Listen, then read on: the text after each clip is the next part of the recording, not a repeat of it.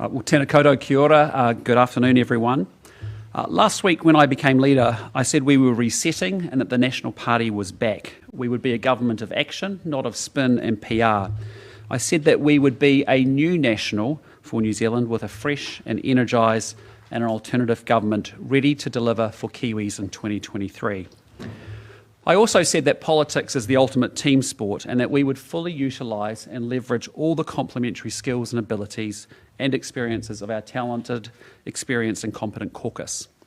The lineup I'm announcing today is based on performance and it also best matches people to their strengths and their skill sets. I have deliberately selected a shadow cabinet of 20 members to match the government's cabinet.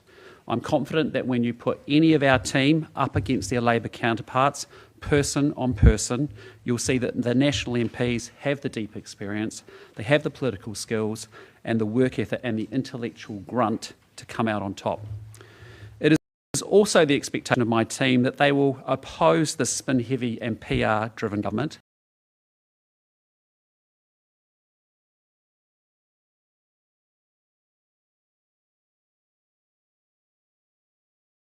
role to play as part of our unified high-performing team. You will have noticed that everyone outside the shadow cabinet is in fact not ranked, and the reason is very simple. It makes no sense and it's largely irrelevant because performance in the portfolio matters much, much more than any ranking. And we frankly expect any portfolio leader in our lineup to take it to the relevant minister and make the case to the New Zealand public. So in closing, I feel very positive about this lineup. I will be leading a refreshed, a talented and a high-performance team. And with that, I'm very happy to take any of your questions. Jessica.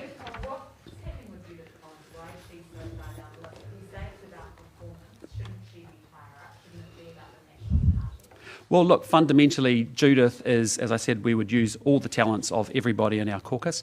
Judith has a real passion for the portfolio that she's been offered there in terms of research, science, innovation and technology. She cares very deeply about it and she's going to be absolutely brilliant doing it. What's the name with Todd Muller? He was out again or out now? So Todd left our caucus. He now is wanting to caucus with us again, which is fantastic, and I've assigned responsibilities for him. He's excited to be back and we're pleased to have him back.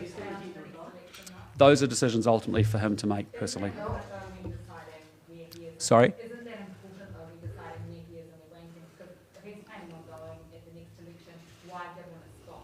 No, because everybody, as I said from the get-go, has something to offer our team. Todd is a guy that has huge abilities and experiences. He's been assigned responsibilities. I know he wants to come back and be part of our team, and we're going to move forward on that basis. Sorry, Barry? How difficult was it for you as a new leader, knowing these people well enough to give them these responsibilities? Well, what I'd say is over the last 12 months, I've seen and observed and watched these people up close. The fact that they've selected me as their leader, we know each other well, and I've been able to see where their strengths and where their real expertise lies. And I think if you go through the logic of how we've ended up with people on those assignments, I think it's pretty clear. So to be honest, from my point of view, the message has been clear. We'll use everybody. I've watched people who have been ranked lowly perform fantastically against ministers over this last 12 months that I've been here, and I've got every confidence our team will do that. One of your more experienced MPs is Todd McRae. He was a minister, of course, in the key government, and he's outside the cabinet. Yes, and Todd's a total professional. He's got great expertise around trade and export, and he's also been, knows tourism well. I want to lift our game big time on tourism. I think it's an industry that's been really structurally challenged. I have deep connections with that portfolio as well. But fundamentally, Todd's going to be really good. The reality of this is 33 into 20 doesn't go, and so yes, there'll be people that might be slightly disappointed about that. But I can tell you, having spoken to Todd this morning, he's a total professional. Will do really great. Tourism is so important, though. Why not have it in the cabinet? Well, tourism is important, and there's lots of portfolios in here that are very important, and each of those individuals, I'm confident, can actually prosecute their case incredibly well. Has given Judith Collins the ranking of 19, showing her the respect that she deserves? Yes, I think so. I think Judith has, as I said, got a lot of really great skills. She's a very experienced person. She's got a lot to offer us as our team, and I can tell you, Judith is very satisfied with that, and I am too. Looking at this reshuffle as a whole, is it a case of keeping your friends close and enemies closer? No, what this is about is fundamentally saying we want a refreshed, talented, hard-working, performance-driven team. And I think if you look, say, even if you took the top 12 and you lined it up, I think the New Zealand public are going to say that's a different team, that's a different lineup, that looks fresh, new and different and highly capable. Claire? Has Judith Collins confirmed to you that she doesn't intend to seek selection and stand at the next election given she's in your shadow cabinet? We haven't had those conversations. That Judith will make those decisions in her own course about what she wants to do for 2023 and beyond. But her intention, as I understand it, she's carrying on in 2023, and that's fantastic. Should we not have sought those assurances if we're stepping up the cabinet for 2023? No, because because in the vision of performance, we will in 12 months' time have another little review inside ourselves to say who's been performing, who's been firing, who hasn't, and we'll look at it then. Sorry. How did the negotiations for these portfolios go? Did MPs select what they wanted, or were they told what they wanted? No, I actually called each and every individual, and talked to them about the justification for why I wanted them to do that work and do that portfolio. And they were, again, very productive, constructive conversations.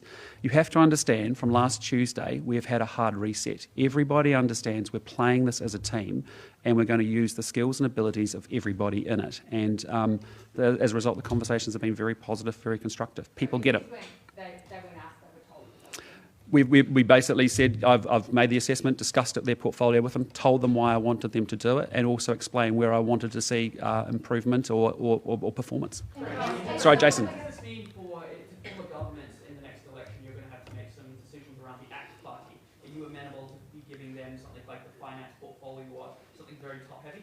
Well, I can tell you right now, almost a week into this job, my focus is on rebuilding the National Party and making it as strong as it can be to make a case to the New Zealand people that you can trust us as a strong, viable alternative government. But to get to a stronger national level, you're going to have to eat away at some of that ACT Party support. Is that something that you're looking I can tell you all I'm focused on now is making sure National is the very, very best that it can be. Yes, mate. Sorry? It's a very deliberate move on my behalf because as the leader, I'm really across all portfolios and I want to be able to float and I want to be able to go support my colleagues where they need support. And so my job as the leader is to get the best out of each individual, to make sure the combinations are working incredibly well and the clusters of portfolio work. And I want to be able to have the flexibility to be able to do that. Are you confident that science and research, that portfolio will be enough to keep Judith Collins busy, that she won't cause trouble? Absolutely. Yep. So absolutely. I can tell you Judith is deeply passionate about that subject area. She's looked in that work before. She's curious about it. She's going to be absolutely brilliant at it. Yes, mate.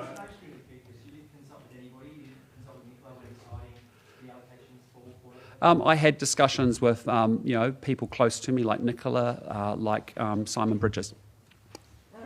Yes, Joe. Of your conversations, did anyone in the caucus indicate to you that they don't plan to stand in 2023? No. And No. in terms of just following up on Ben's question there, I mean, did you consult with other people, for example, Sir John Key, Bill English, Stephen Joyce, did you ask those people No. who worked with the likes of some of your caucus? No. Henry. Sorry?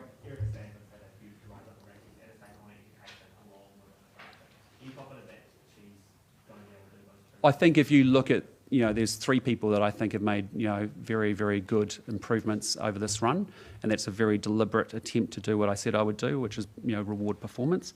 Erica Stanford's done an outstanding job, on immigration. Again, getting back to the rankings point, it doesn't matter how she was ranked previously. She managed to put Chris Farfoy under immense pressure, and I think the public would say I'd want Erica Stanford as the minister, not Chris Farfoy. I think Simeon Brown did an outstanding job prosecuting the case on gangs and law and order, and I think the other one who's done an exceptionally good job is Matt Ducey around mental health. I want mental health to be a big play for the National Party going forward. That's decided tomorrow in Caucus. We go through an election process, obviously for Chief Whip and Junior Whip, and that will be confirmed tomorrow.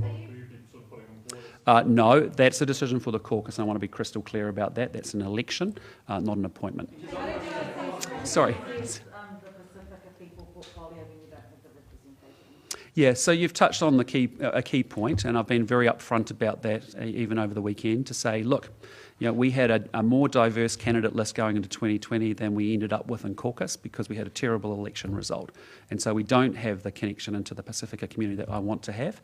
Shane Retty, when having spoken with people in the community, they feel that he is a great representative of the National Party and will be able to be accepted in that community. Having said all of that, what I've got to tell you is there's a hang of a lot of work to make sure that we actually are building a national party that gets to all communities, and that means we have more work to do on diversity. It's just because really when Shane has huge standing, he's got great mana and he's a very dignified individual and he connects well with the Pacifica community. Henry.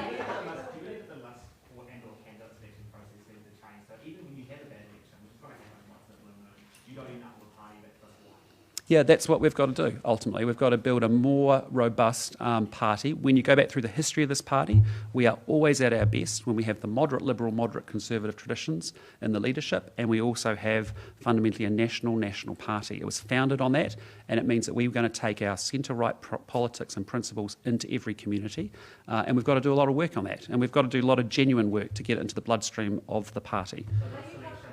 Sorry, Jessica.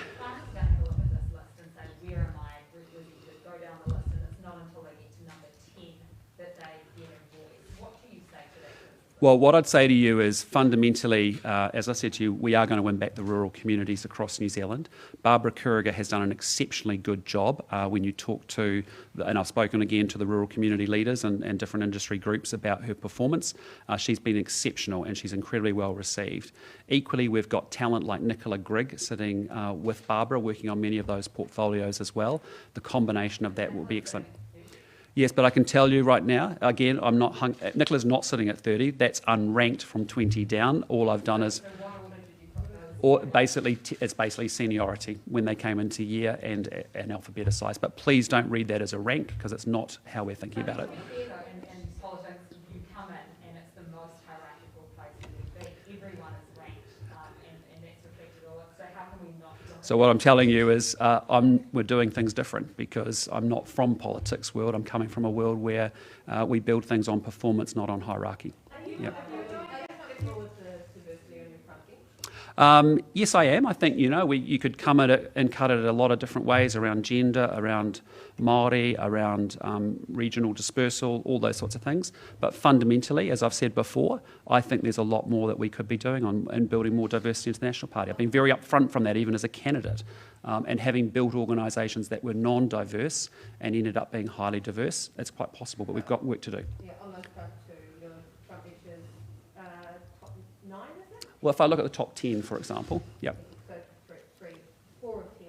Yeah, 40% women, 20% Māori, agriculture represented strongly in there with Barbara and her leadership of a very strong rural caucus. But again, I want to see diversity become a stronger piece of the National Party going forward. Jason? And why do you not see defence as a cabinet portfolio? As I said, there's lots of reasons you'll sit there and say, why are certain portfolios not in or out of that number 20 position? And I have every confidence that Tim van der Molen is going to prosecute the case very well from defence within our caucus. Sorry, Jason. Could you give us a steer on what your thoughts are on board level? Simon Bridges was very clear when he was doing his press conference, I think it was last week, that he was looking at a bit of a reset, especially maybe potentially towards the president. How is that sitting with you? Sorry, with respect to the National Party board? Those are decisions for the board. But you must have a perspective. I can be really honest with you, those are decisions for the board. And as a new leader, I'm obviously I will join that board in due course and play my role as a director as well as leader of this party. Sorry, mate. How confident are you that this reshuffle will actually unite the National Party? We've got 3 former leaders now in the party group, as well as Jackie Bean probably expecting her to turn up at parties as well. Look, I can tell you, after Tuesday and the events of Tuesday with an uncontested leadership transition, there is a huge desire to turn the page, not just a desire, it's happening. Even in this last week, all our MPs have been out and about across their constituencies. I was in Thames on Saturday, I was in Auckland on Friday, travelling through the country. I can tell you, we're getting people wanting to reach out and reconnect with our party, that missing 413,000 that we want back, that is starting to happen. So our MPs are feeling pretty energised, if I'm really honest with you, because they're getting direct feedback from the public and from our members that we're doing the right thing here. Jessica? Absolutely, yeah. Jackie Dean has got a great role. She carries on as assistant speaker and conservation. I spoke to Jackie. Our thoughts are with her, particularly with a case that's before the courts at the moment. But she's fantastic. Sorry, I'll just go to Jessica. You've had a few days in the job now. Talking about the pace of things, is it easier being the leader of the opposition than it was being chief executive of New Zealand or other jobs that you've had? Are you finding the pace pretty easy? Well, it's pretty full on.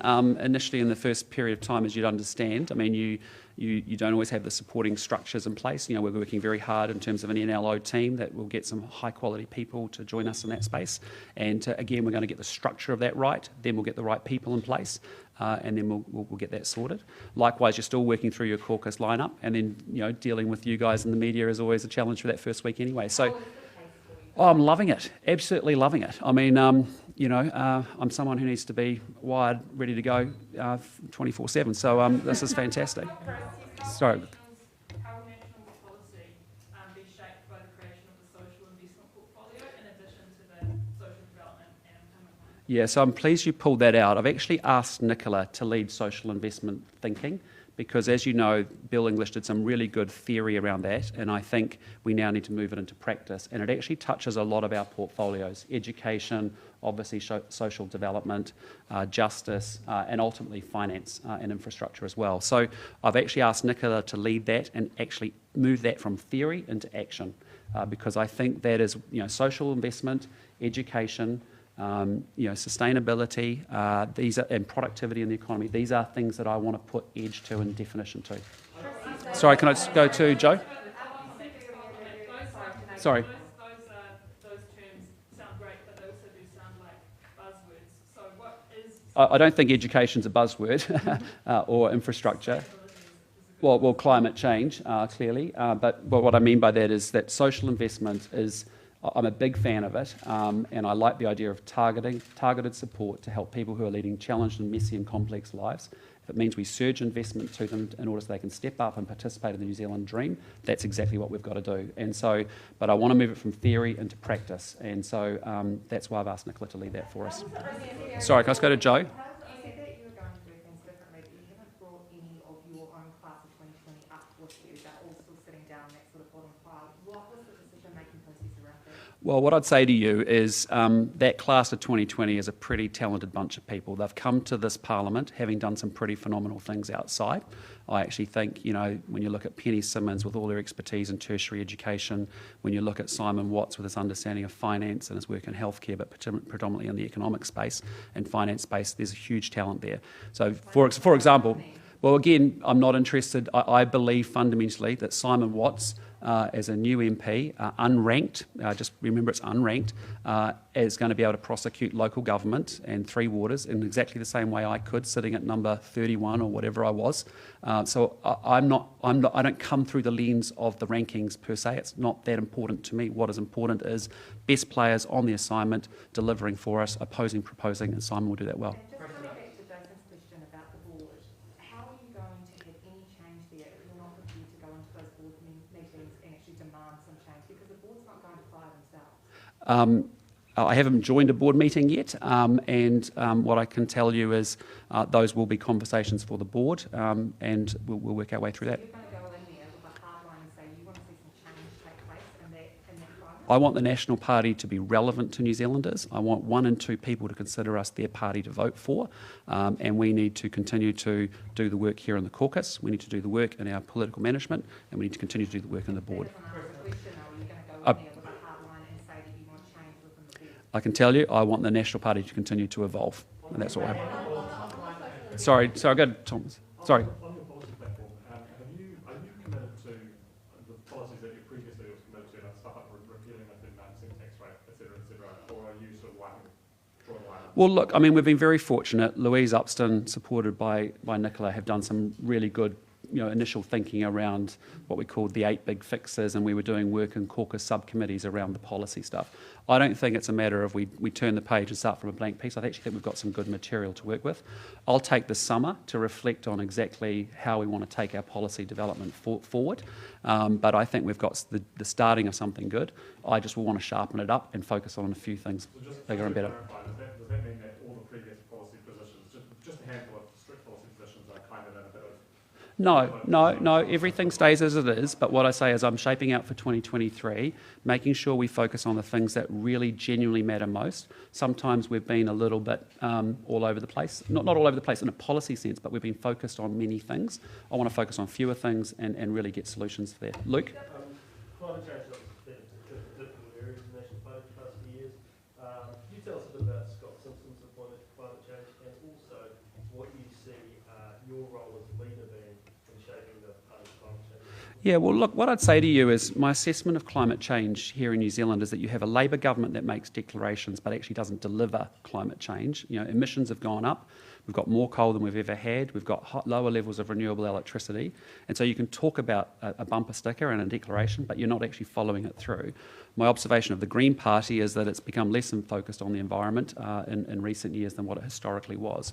If I look at the UK Conservative Party and the position that it's built with respect to climate change, I think that has used centre-right politics and principles to be able to advance climate change really well. If you're in the UK, you tend to vote, if you're concerned about the environment, you vote for the Conservative Party. And I don't think there's a reason. We are the people that fundamentally can say, here's the challenges and here's the plan by which we're going to deliver and improve that. And I want us to get into the management and the plan delivery of climate change in particular. Sorry, Claire? To be part of the environment. I want it to be a part of what we do because we actually have some really big challenges in that space, and that and we actually have to go to those problems and actually deal with them and actually develop the solutions and plans to do that, and we can uniquely do that as a party. Sorry, I missed the question.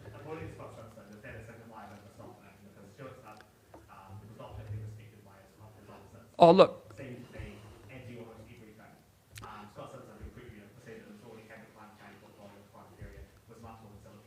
Well, I can tell you Scott Simpson gets what I'm thinking about, which is, take a steer from the UK Conservative Party to give you a feel for the direction of travel would be my big point at this point. The second thing I'd say is that Scott chairs our Blue Greens group, which is a part that both Simon Watts and I have joined and been very passionate about since we've come here as well. And I think he will deliver the clean, clear thinking that is needed to actually navigate climate change so we get beyond just the words and the emotion of it and we actually deliver outcomes really hard. Sorry, Sorry, can you say that again? All I can tell you is we've had a lot of very good people who are very keen to join a new reset national party. And we'll work our way through that very shortly. Sorry? Indigenous people have been leading climate change, so why would you say to go and get a director from the UK instead of going to Māori here? Oh, I'm not saying that at all. Because you're right. A lot of the answers for climate change solutions here in New Zealand lie in Tau Māori, no doubt about it. What I'm saying to you in a political sense, the way that a centre-right party can legitimately talk about the environment's important. We will have deep engagement with Māori, and we need to build back those connections, and we need to, to be able to do that. Okay, last question. Tomorrow you've got the ultimate showdown with the Prime Minister in the House. Yeah, looking forward to it. Game plan. Look, I haven't had oral questions with the Prime Minister before. I'm sure it's going to be another new experience to add to the last week. I'm just fired up, ready to go.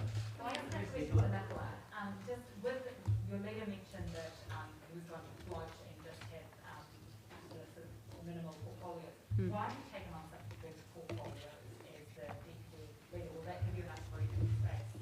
I love hard work, Jess. Always have, always will. And these two portfolios are really important for New Zealand and for national, and I'm excited to have the opportunity to keep working on them. Did you fight to keep that housing portfolio? Was that your... She didn't have to fight because fundamentally, who do you want as your housing minister? Minister Woods or Minister Willis? And it was a pretty no-brainer decision. And I was a specific ask from me about taking on social investment, as we talked about before.